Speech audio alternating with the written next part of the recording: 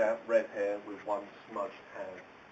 No palms of glowing dunes, but Cornish granite traps the cobalt air. The sea an oily swell. A fractured mast stirs dog-like at her feet.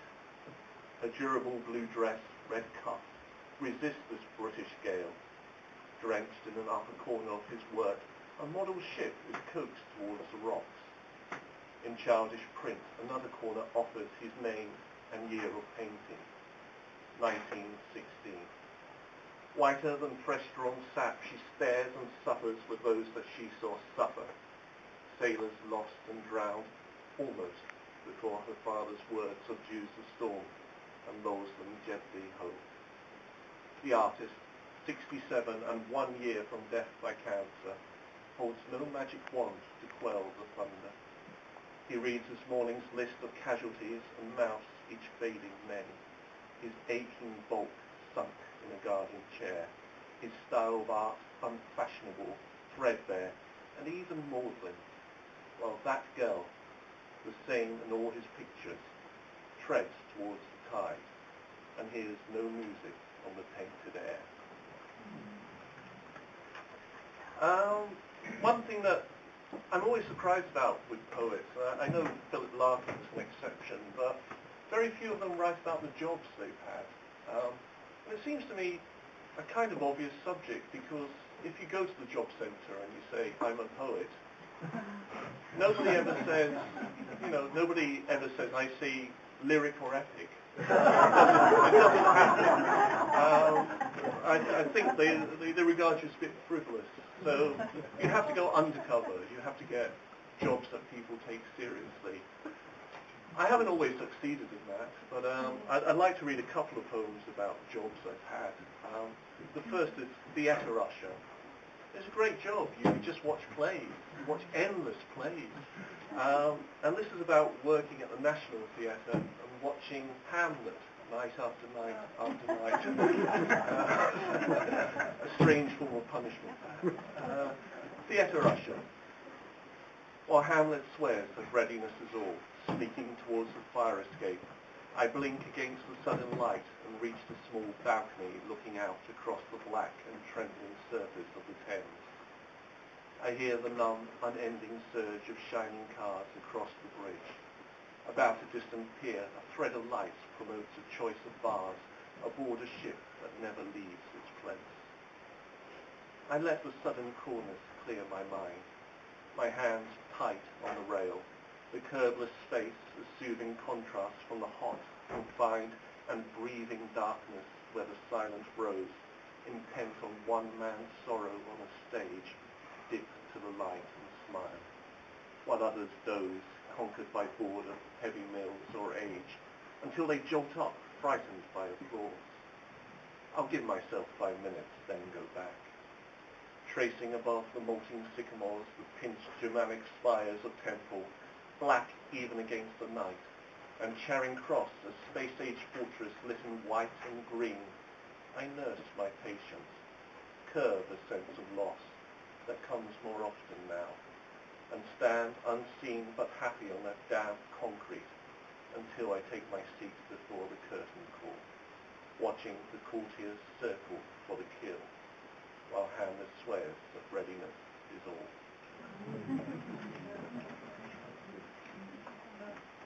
Up a bit. Up a bit, right? Okay. Up, right. Okay. I mentioned Foyle's bookshop earlier. This is a poem about working at Foyle's. It gives you a strange perspective on literary immortality. This poem is called Dead Stock. The books that haven't sold a copy in 1 year become dead stock. We pry them out the shelves, must work. These texts achieve a bin or distant warehouse. Something said about tax purposes. We ease them from our list, just rarely stopping with a flare of doubt beside a pile of Irish dramatists, or some biography that tells you how an East End life was lived, with joy, with fists, with heart. Perhaps we'll keep a few. We know we shouldn't, but a flicker of affection towards an author's photograph will slow us for a moment. Hope invites reflection. Those eyes are desperate for enjoyment. enduring fame, or if not that, at least due recognition. We read the back, a blurb from some big name, a stately font, a novel's silly plot, or some philosopher's almighty claim to mend the world with thought. We briskly jot a number down, return to our last spot, and sift the nameless from the soon forgot. A warning to us all. My parents are here tonight. We live in they live in Dawlish, and they've come up for moral support. So, by way of revenge, I want to read a poem to each of them, beginning with a poem about my father. It's called Butchery, and before you get worried, he was a butcher. And the first half a sentence, all art is praise, is from Ruskin. So this is Butchery. All art is praise, and I would praise your knives, cleaving the frozen rabbit or the side of beef you carried from the truck with pride in your old strength. The curvy, laughing wives would gather round you only, wanting les to serve them, pouting up towards your beard of smiles. They pointed at the trays. You neared and asked them what their husbands fancied. Les, I wouldn't like to say. More laughter and discussions of the virtue of the meat, bundled in packets for their men to eat in homely silence, while your fresh scrubbed hand still hovered in each woman's chambered mind. You worked for little pay, came home to us, your wife and children, and the usual fuss bearing your stake and desperate to unwind. Older and half-retired, beyond the bleed and dribble of the butcher's shop, you trail behind my mother now, to cause assail you still from all those women, bright with need. To complete my revenge, here's a poem about my mother. Mother Kindness. Mother Kindness, rough red hands, a house as dizzy as a cold, your mould-dark rooms and snuffling humour, your creaking swing where I lost my hold. I stalked my cousin through the grass, and in our green and clumsy bed travelled the brightness of her legs, while treetops hissed above my head. Mother Kindness, rough red hands, you shouted down your cats and birds, and scrubbed my face with mother spit. I gagged and laughed and screamed for words.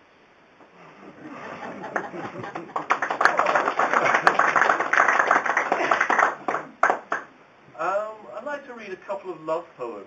I think when I was young, I had the idea that I'd be a kind of W.B. Yeats and women would fall in love with me for my sensitivity. Ignore the fact that I didn't have a car or anything like that. Never quite worked, and now when I write love poems, they're not as romantic as I hoped they would be. But here are two of them. The Migration is the first. 200 miles she came, so brave and lost, to save our marriage, hopeless from the first. But still we took the path along the coast. We found our way across the Warren Spur, and neither of us noticed how the air was tense with wailing. When did they appear, those first few birds? Next, growing flocks of starlings, all turning and descending, still more starlings, and suddenly the sky was full of starlings, weighing the scrub trees down, coming south in tired droves, and barely space enough between the leaves to hold them. Every mouth shrieking to guide the latest comers in, their every arc in thoughtless unison. Amazed, she walked away to watch alone, head back, her lips apart, and lost for words, estranged from me by more than simple yards. Her whole attention on those gusts of birds, that dusk as flocks of starlings interwove, preparing, with a nearness much like love, to leave the worst of winter, not to starve. This poem actually, in a way, it came from the National Theatre again. I saw a man rearranging a group of photographs on the table fanatically. He wouldn't stop. There seemed to be a perfect order he was striving for, and I thought it was a good metaphor for love, in a way. So this is a poem called Making Sense. A man is looking at 9 photos dealt like cards across a cafe table. 6 are simply seascapes with a mound of grass as foreground, nothing else but clouds above the washed-out tide. A girl is in the other 3. It's getting late. 2 waiters stare. He moves the photos patiently. As if there were a pattern here, logic alone could never state. The girl, the sea, the mumbling waiters. He tries again. It's getting late.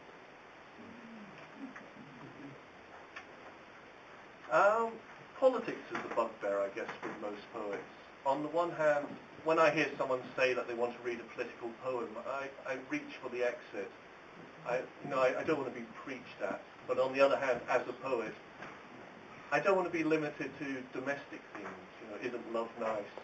Aren't children bonny? All that kind of thing. I've kind of come to the conclusion that it's not my job to tell people to vote for the English guy with the Scottish name or the Scottish guy with the English name or anyone else. That's presumptuous. I think a good political poem, or one kind of good political poem, tries to capture a charged mood, a moment, an important political moment. And I'd just like to read 2 attempts at that, 2 attempts to catch a politically charged mood. The first is called More Soldiers. The Thames still weaves its silver threads beneath the throbbing helicopters. They want more soldiers, and the daughters of Sunday idlers skip. It needs a steady beat to dodge the rope. It needs a steady heart to watch the double blades returning and catch the Greenwich sun. My horoscope predicts an easy week. I fold the paper over and so meet our leader's endless gaze. It's sweet to watch the tour boats pass, to dip among used books. I am too old to nurse this rage. The children skip. The second one,